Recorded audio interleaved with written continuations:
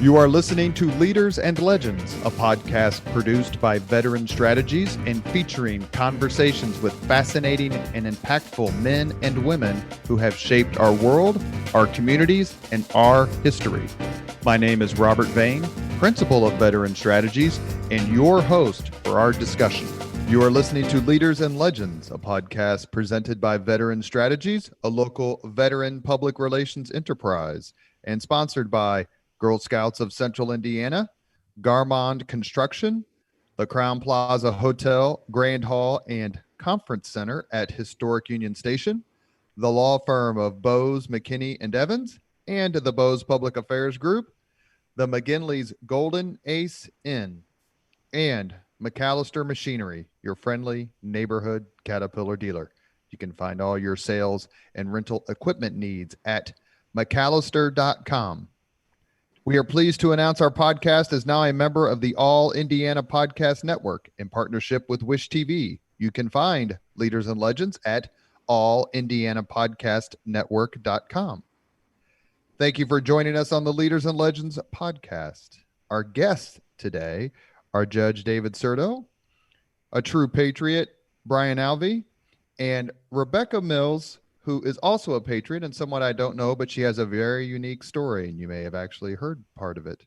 We're going to talk to her about it and talk to her about the Veterans Court and how she knows Judge David Certo, who started a Veterans Court a few years ago. It's a marvelous, marvelous enterprise. We want to talk to him. And Brian Alvey, who I'm sure all of you have heard of, a true warrior and an all-around good guy who likes me even though I don't drink and I don't smoke. And I appreciate that, Brian.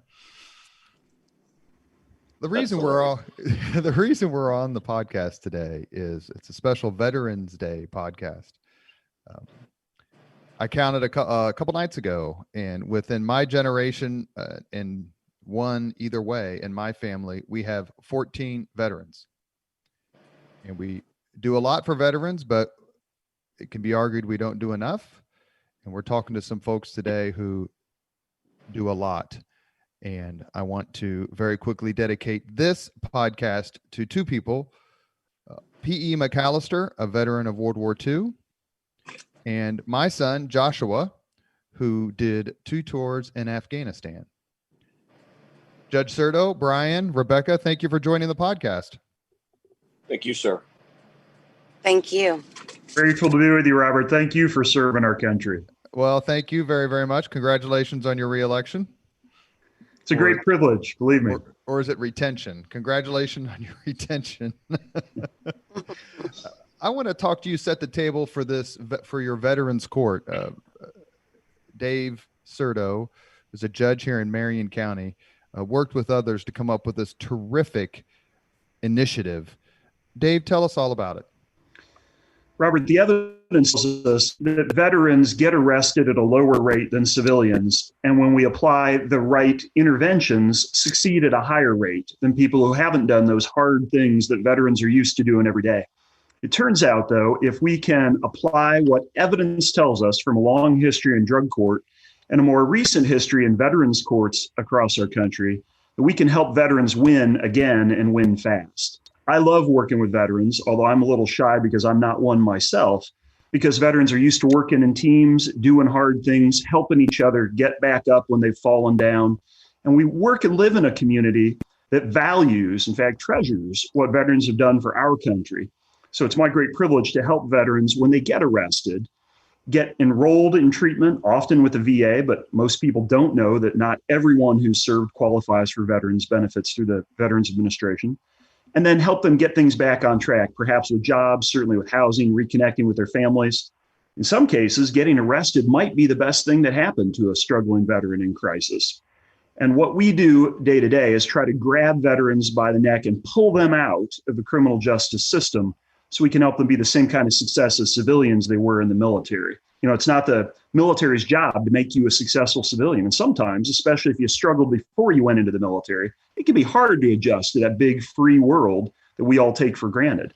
But especially by reconnecting veterans with other vets and by helping them understand and access benefits they've earned, very often we can help vets win and win fast. One of our guests today is Rebecca Mills, and you met her. She is a proud Navy veteran, much like our recently reelected governor, Eric Holcomb, and my great uncle, who drove a LST landing craft in 7 major invasions during the Pacific War, including Okinawa. How did you meet Rebecca? Because she's who I want to talk to next, because her story is so fascinating. I first met Rebecca when she was arrested, which is how I get to meet veterans who end up in our Veterans Treatment Court. But she had the courage to say she wanted something different, and she was willing to work hard to get it. We're particularly grateful for Rebecca's service to our country, but also her example to other veterans, because now she's serving as a volunteer mentor for veterans currently in our Veterans Treatment Program. But Rebecca is such a superstar. We're so proud and grateful for what she's done for her family, as well as for her country. That she was the honored guest and featured speaker at our Veterans Court graduation recently. We're very happy to have Rebecca with us today so that she can speak from her experience about how she got things back on track. Rebecca, all of us who've known Judge Certo for decades at this point, we all have very interesting stories about how we met him. Yours, I think, is probably the most interesting. Please tell me about your experience interfacing not only with Judge Certo, but also the Veterans Court. Well, let me start with saying that Judge Certo is absolutely amazing at encouraging each and every participant to do his or her best. I know me, when I started there, I would go to court and I had my head down and I was ashamed of everything I'd done. And it seemed like week after week, my head would slowly just go up a notch each week, just because standing in front of a judge is, kind of scary. And here he is, totally opposite of what I've expected. He was reminding me of, my service record and encouraged me that, I could be who I was back then, and reminded me that, I could build a life that I was proud of again. And, he doesn't condemn anybody, him or his court. You're surrounded by loving, caring individuals who genuinely care. And that's what helped me want to do better, because, not only disappointing myself, but here I had people rooting for me and helping me. I surely didn't want to let any of them down either. So he's just an amazing person. And, he volunteers to do this veteran court. And I know that's over and beyond his regular duties. And anybody that does that from the heart. And you just couldn't ask for anything better. And I'm just very grateful that, he was my judge, and I was provided a second chance, to prove myself again and be redeemed. And they helped me get there. So.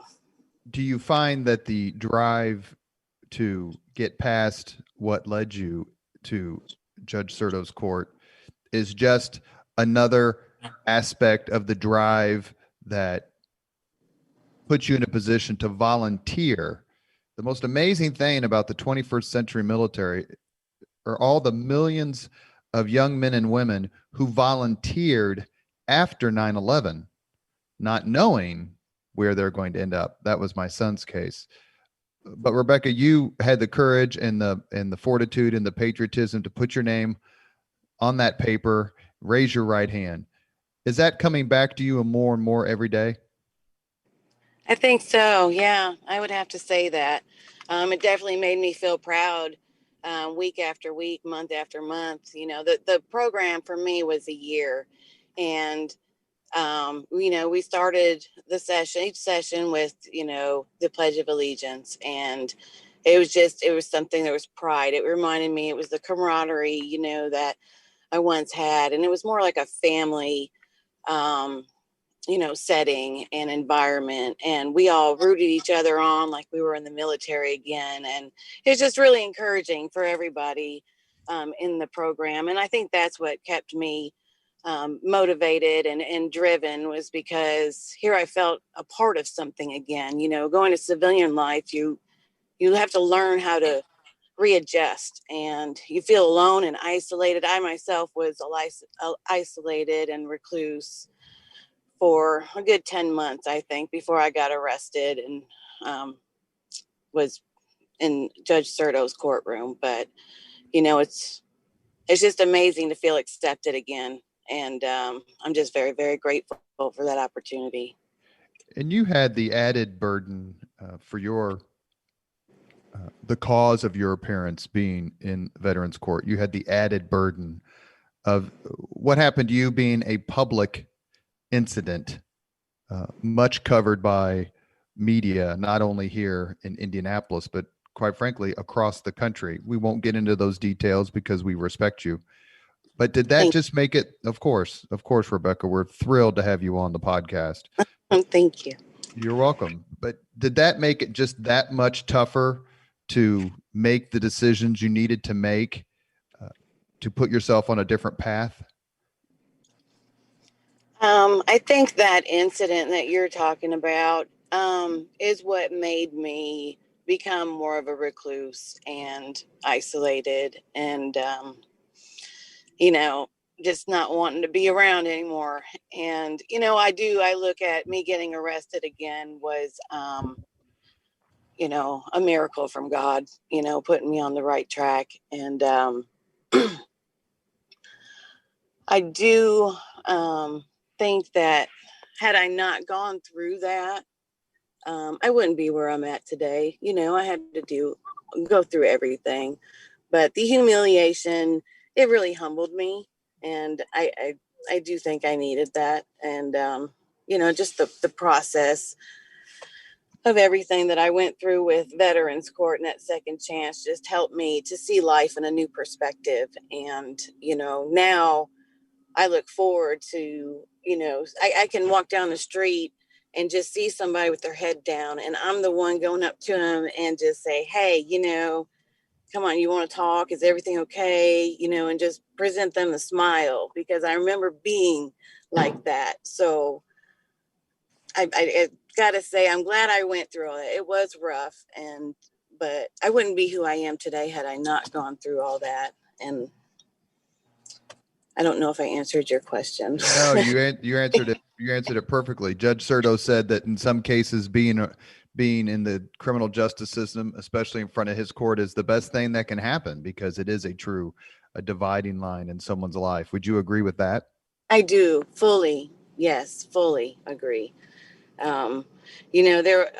mentioned, I'm a mentee in the Veterans Court program now, and it feels good to be able to give back and be a part of that family, and help other people struggling, because, they might have not gone through everything I went through, but I can understand, we all struggle differently, but if we can just all give everybody a chance, have more compassion to people. And I guess that's where the court taught me the most, was about compassion, no judging, just complete understanding, because, everybody's got it rough in this world, but I think veterans have it a little bit rougher, especially adjusting to civilian life. And sometimes we make those poor choices, but that doesn't define who we are. We're just, I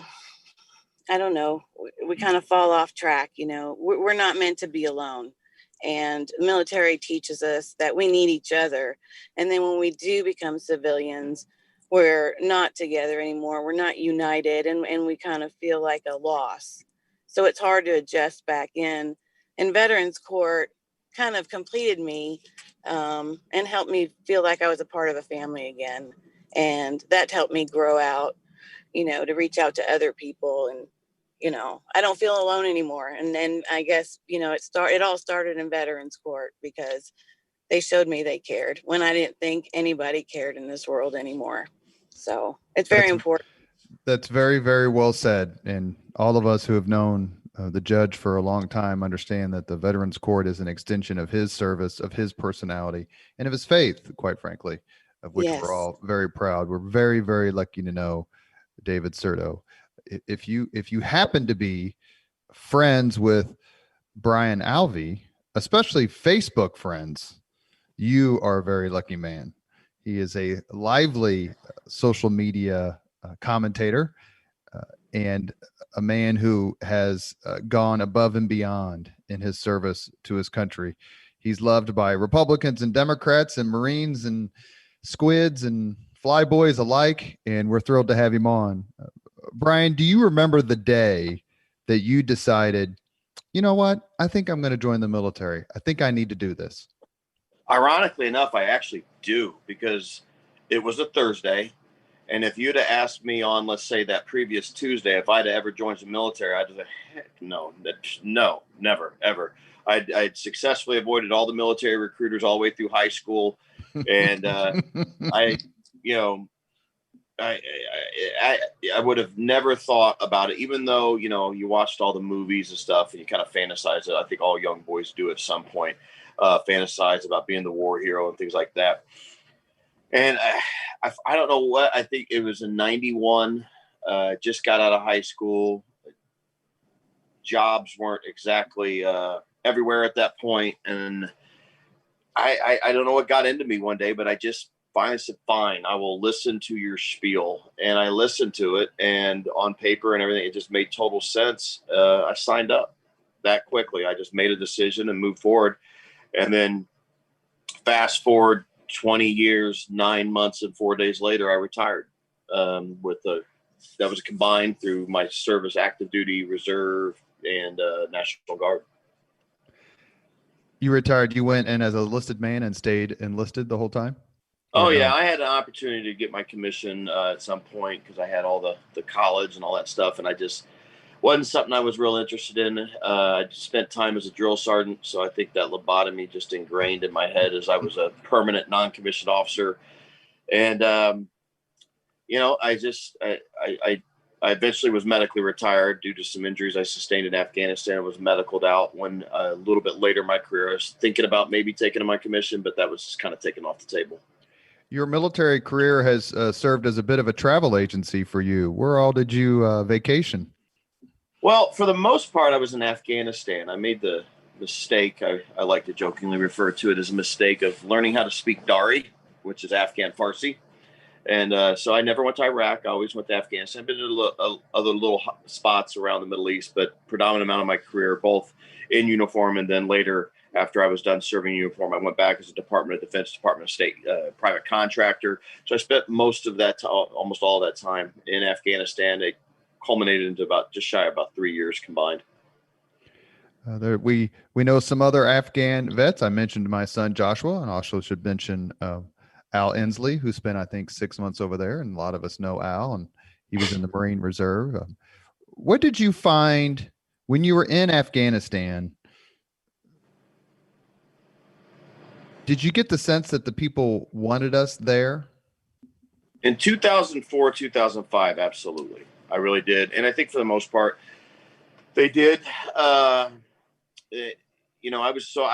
I was there for both their first election, and then I was back there for their second election once Karzai had done his full 2 terms, and then when they had the next election, when they brought in the next president. So I had the opportunity to be there for both, and it was an amazing thing, that first election, to be there, a part of it, to provide the security so they could have that democratic process to elect their representative government. It honestly was a little less crazy than what's going on here in the United States right now, I think. A couple little flare-ups, but nothing really dramatic. We were on high alert for that whole thing, all the U.S. forces over there, and it went off without a hitch with next to no drama. It was amazing.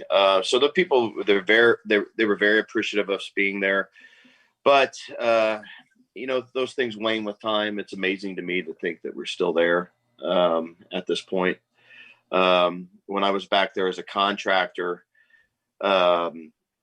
I was the program manager for the organization that I represented for the whole country of Afghanistan. And it was what pretty much everybody was looking for in the job in that industry. It paid very well. I felt like I was making a difference till I didn't. And it was almost like a bad B movie scene, very poetic, sitting on the side of a mountain one day, I just realized I was like, I got to go. I'm done.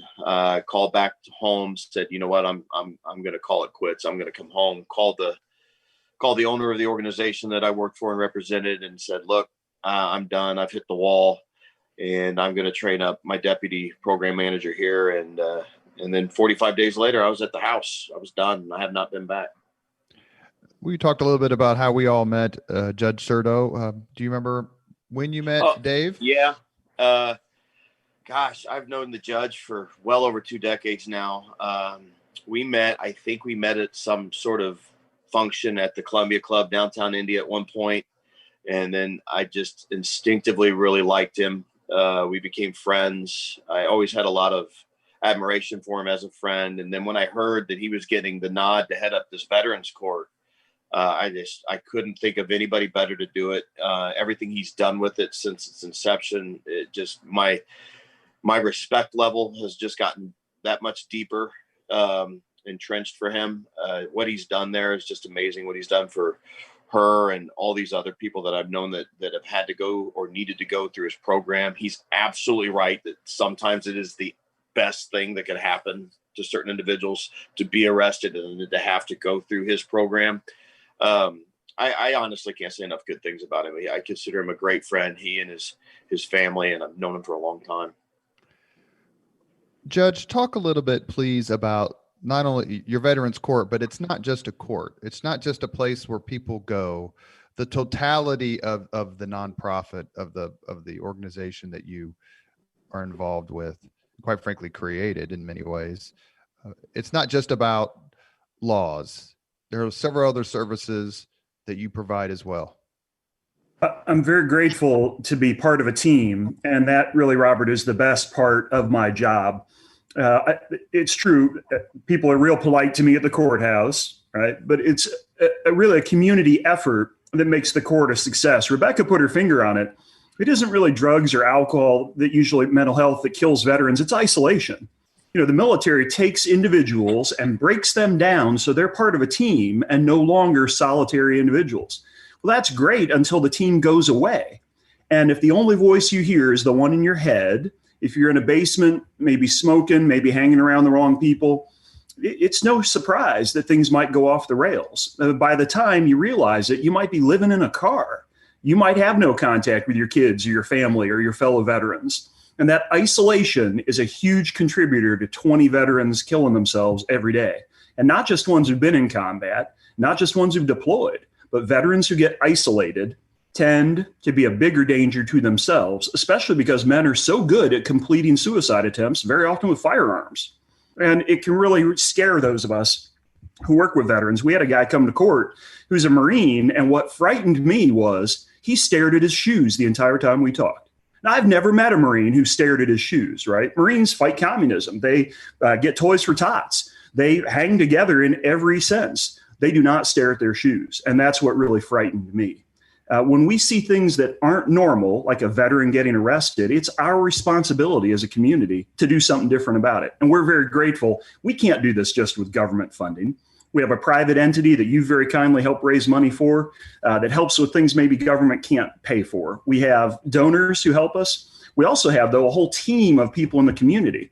If you served only in the reserve, which is great, or served only in the Guard, which is fabulous and may well get you deployed because Indiana is so good with support services, keeping the regular Army in the field, you might well end up not earning veterans benefits through the VA. But we work really hard to help connect community services like Eskenazi Mental Health or Fathers and Families, which helps many of our veterans get reconnected with their kids, or Hoosier Veterans Assistance Foundation that helps struggling and homeless veterans get their feet under them again so they can catch a breath behind a door they can close at night and get a decent night's sleep and receive mail all in one place. The VFW and the American Legion have been so great about helping us to reconnect veterans. And, it's no accident we have people do community service at HVAF or at a VFW post because they get to be around veterans again and reconnect. Very often when veterans first get arrested, they come to court, they're wearing clothes that they could find. They may have not shaved or had a haircut in a long time, but something changes. And I'm trying to learn more about this moment. Something happens where men come to court and they stand at parade rest. Women are taking care of themselves again. They start to wear their insignia of having served. I mean, the first time a guy puts on his jump wings again, fantastic. And we're trying to learn more about how to get veterans to that moment faster. And this community steps up to do it. Whether it's those volunteers at Operation Job Ready Vets to help hire veterans. We thought Rebecca would be a great fit for an office job at one of our environmental engineering friends' firms. They hired her on the spot to work as a field representative because she has that kind of talent. But she really was modest in talking about her accomplishments. Now she's reconnected with her family. She's working a terrific job. She's going to church, active in the community. She is what makes our country great. And that's someone who served and then comes back and serves some more. Thank you. Also, please, and this is why veterans have the special place in our society and should.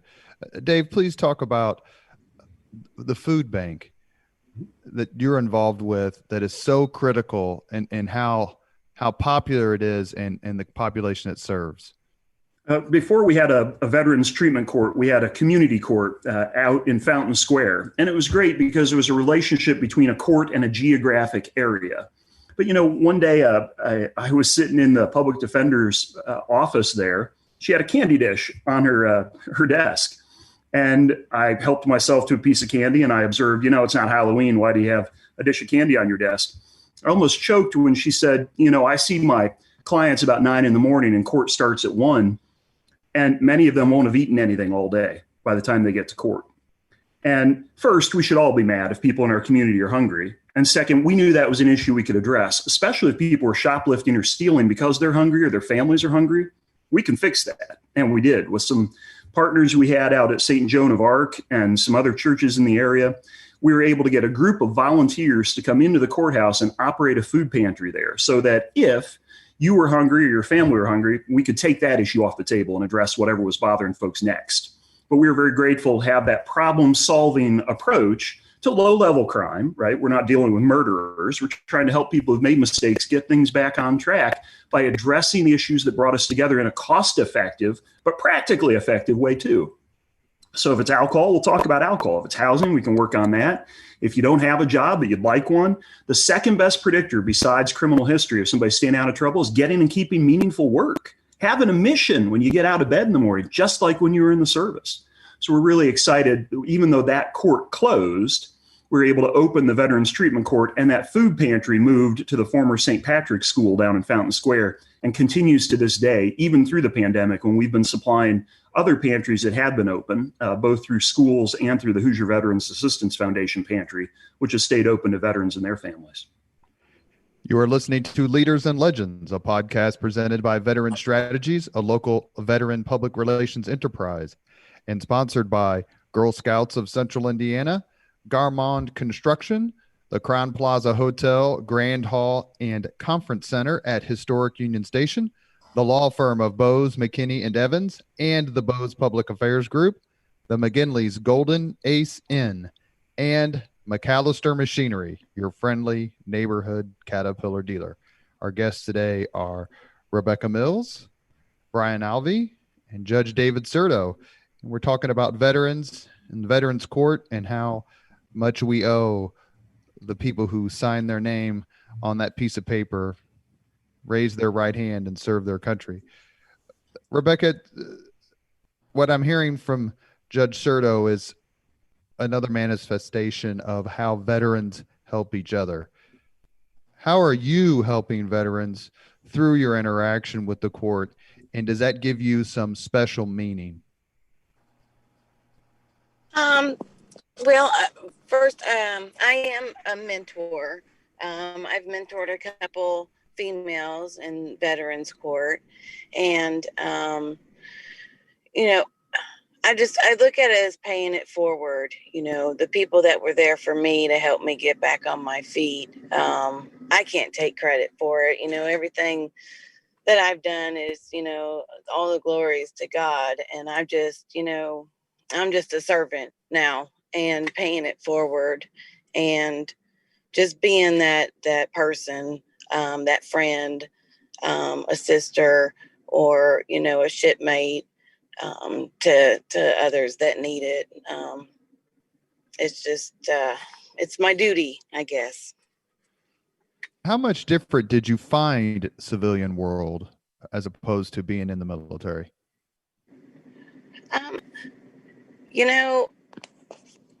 When I got out, I went from being active duty and right into motherhood. And I was pursuing my bachelor's degree. And so I was kind of busy all the time. And then I relocated out to Indianapolis and got a job at Department of Veterans Affairs Benefits Administration. And it was when I got a medical retirement from there that everything stopped. And I was no longer working and interacting with other people. And that's when I began to, be more alone. And it was a slippery slope. It wasn't all at once. It was just a gradual, then I started having health issues and getting medicated and self-medicating. And it was just a slippery slope.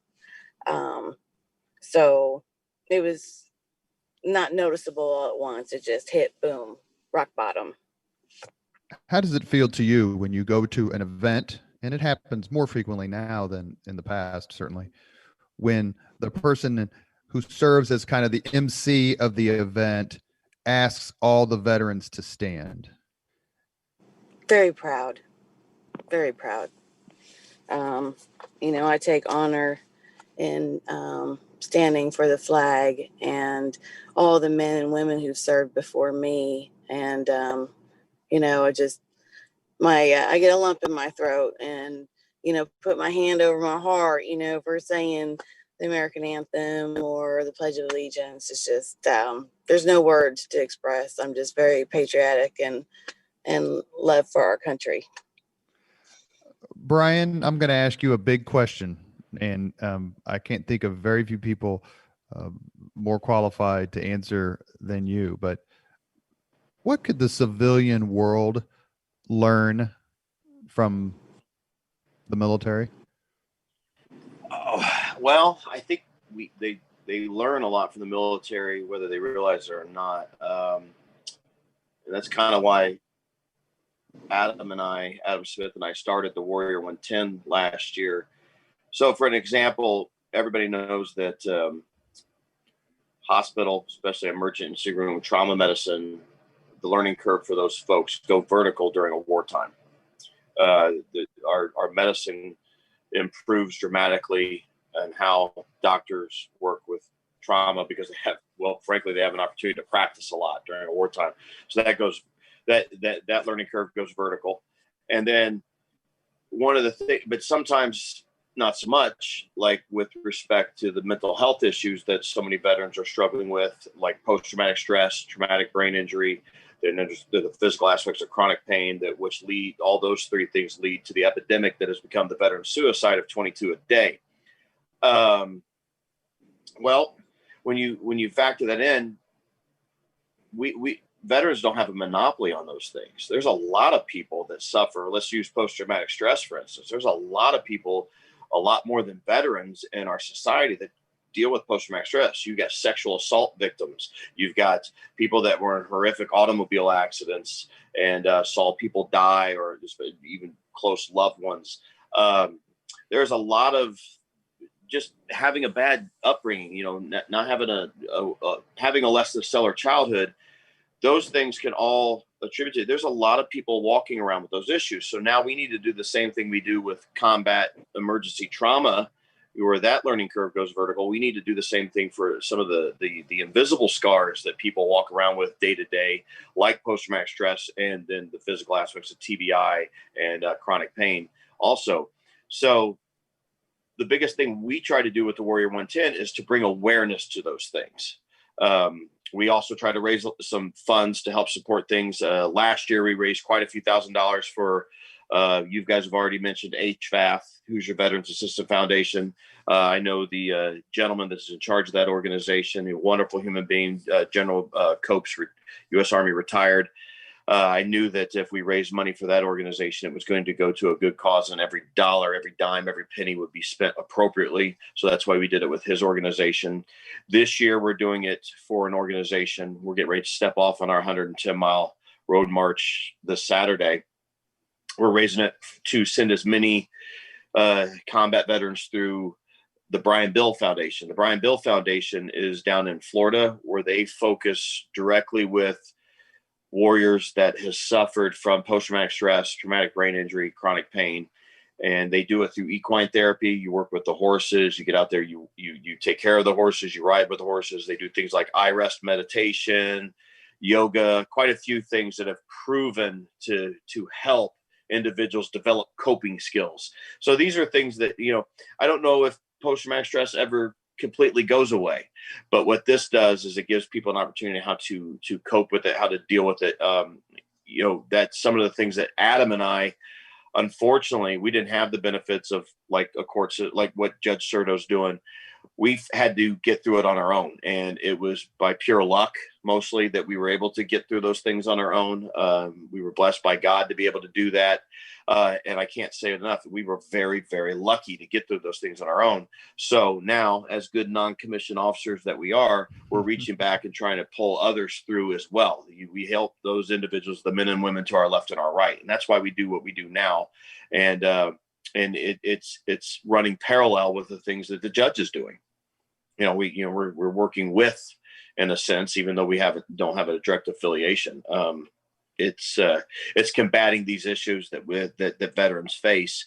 And then to answer your question, when we do that, all of society benefits because we all struggle from similar things. Our city and our state have benefited from leadership by individuals whose career began in the military. And that may be Eric Holcomb, Greg Ballard, Joe Kernan, just to name three. Brian, what do you think it is about the military that creates such transformative men of action and integrity, and how Indiana has benefited from that? Well, first and foremost, it's the culture of leadership. The military teaches leadership. You're learning leadership from day one. When you show up to basic training or boot camp, within a day or two, they have assigned squad leaders and platoon guides to they are teaching leadership from day one. They've figured it out. We've got, since we're going on 200 some years of our military's existence, where the first and foremost aspect of that is leadership. And it's difficult, not impossible to acquire as a civilian, but it's just a little bit more difficult when you come up with a code. I don't think our universities are teaching leadership, at least not directly. I know there's some entrepreneurial and MBA programs out there that are exceptional, but as a whole, especially at the bachelor's level, the undergrad level, you don't see a whole lot of leadership being taught. They're taught a lot of fellowship. They teach them how to follow, but they don't teach them how to lead. And part of leading is thinking and making decisions and knowing that your decisions affect everyone around you farther than you can see. And there's a sense of accountability that I think those individuals, like you mentioned, have deep inside of them that, maybe the average person walking the street doesn't have. And we should mention Congressman Jim Baird, Vietnam veteran, Todd Young, who's been on the podcast, a graduate of the Naval Academy. Also mentioned Lacey Johnson, who's a friend to many of us who served, and also Carol Mutter, who was first lieutenant general, a female lieutenant general in Marine Corps history, lives right here in Indiana. Let's change topics just a little bit because I want to have some fun in the last few minutes we have. And God love Rebecca. She's actually at work and making time for us. And we're very great. We're very grateful. So the last few minutes we have here, let's have a little bit of fun. Judge Certo, what's your favorite war movie?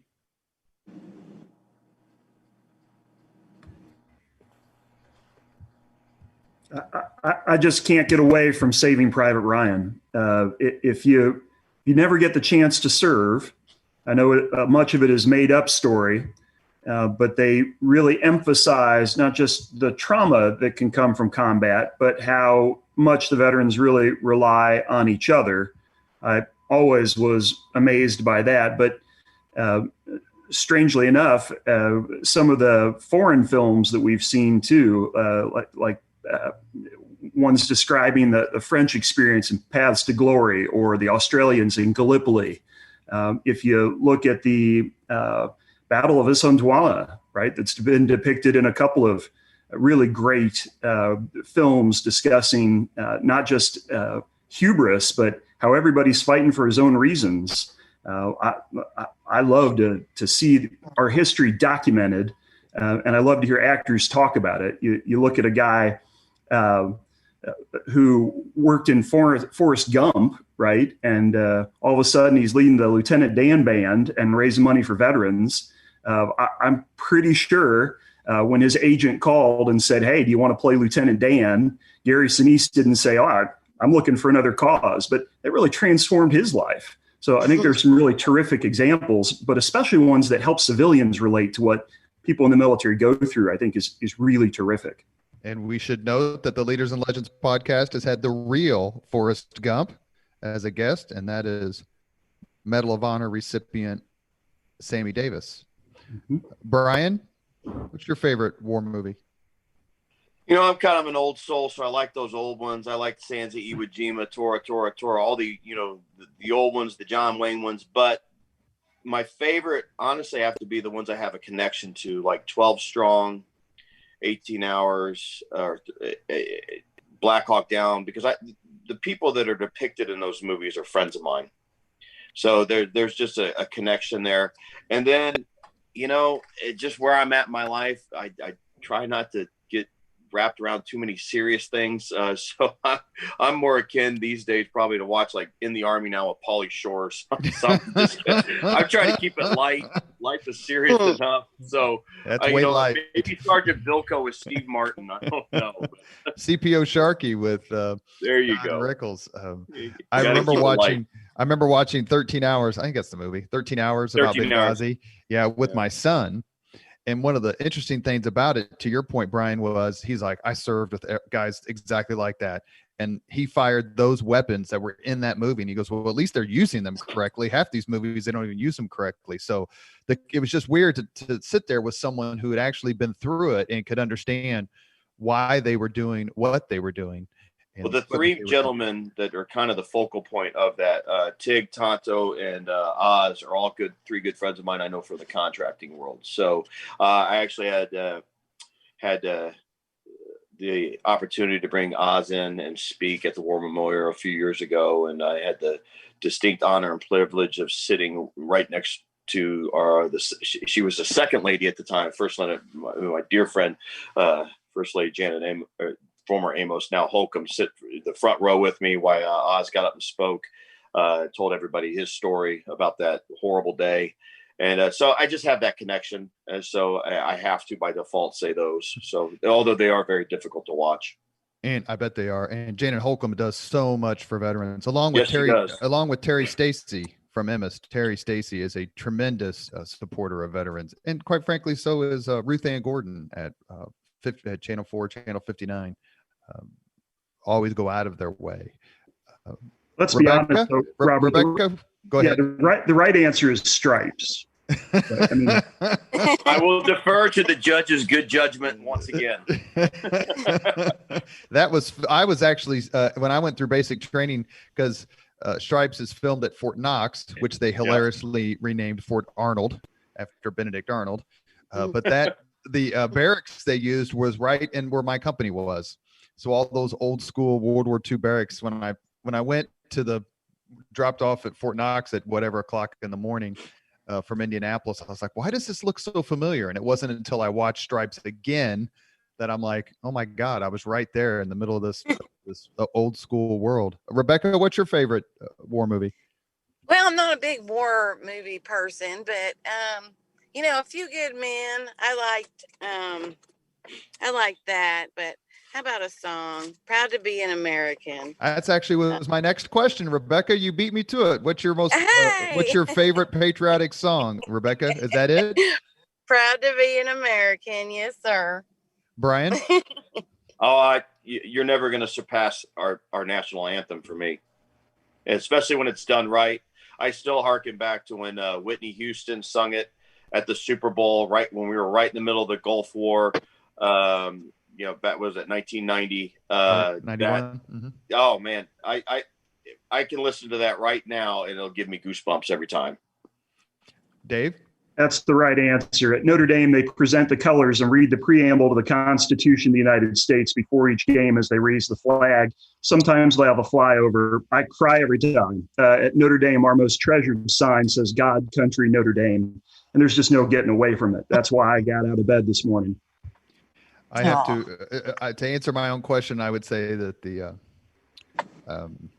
battle hymn of the Republic, and I remember being at Mass the Sunday after 9/11, and they played it, and it was the loudest the church had ever been. People were just belting it out. It's such a beautiful, beautiful hymn. You've been listening to the Leaders and Legends podcast, presented by Veteran Strategies, a local veteran public relations enterprise, and sponsored by Girl Scouts of Central Indiana, Garmong Construction, the Crowne Plaza Hotel, Grand Hall, and Conference Center at Historic Union Station, the law firm of Bose, McKinney, and Evans, and the Bose Public Affairs Group, the McGinley's Golden Ace Inn, and MacAllister Machinery, your friendly neighborhood Caterpillar dealer. Our guests today have been Judge David Certo, Afghan war veteran Brian Alvey, and a veteran of the United States Navy, Rebecca Mills. We're very, very, very honored to have you on the podcast. We thank you for your service. I'm going to give each of you one last chance to talk about what helping veterans means to you. Judge?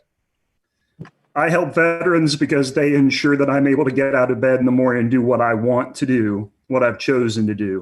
I love working with veterans because they know what normal looks like. And especially in a misdemeanor court, we often suffer from a crisis of imagination. People don't know what normal looks like. They don't know they could have a better life than they do. And I love that veterans come to us already with values, used to working in teams, with the instinct to help other people. And it's an inspiration to me every day. Brian? Absolutely. I do so because it's my obligation. We took an oath. There is no expiration to those oaths. Whether I wear the uniform anymore or not doesn't matter. I have an obligation to my own, and who better, you can't expect other people to take care of you and yours if you're not willing to take care of your own. That's why once a year I walk 110 miles from the Ohio River to Franklin and with the Warrior 110, and we're to help our own. And that's why I do it. Rebecca? I do it. I took the oath, but it's family. It's comforting when I run into another veteran. There's an immediate bond. There's that camaraderie. It's just, I might not know them personally, but to say that they served, signed their name on that dotted line, then, they've made some sacrifices, and I can relate to that. It's just, there's no doubt about it. It's just a bond you can't break. So, to my Uncle George, to my father, to my mother, to my Uncle Bob, to my Uncle Joe, to my brother Michael, my brother Jimmy, to my cousin Michael, to my son Joshua, to my niece Katie, to my nephew Michael, to my Uncle Ed. Thank you all for your service. And thank you, Rebecca, Dave Certo, and Brian Alvey, for your service and your time today. Thank you for yours as well. thank you for yours. Thank you for your service. Thank you very much for listening to Leaders and Legends, brought to you by Veteran Strategies Incorporated. If you want to contact us about this program or our menu of public relations services, please send us an email at robert@veteranstrategies.com. That's robert@veteranstrategies.com.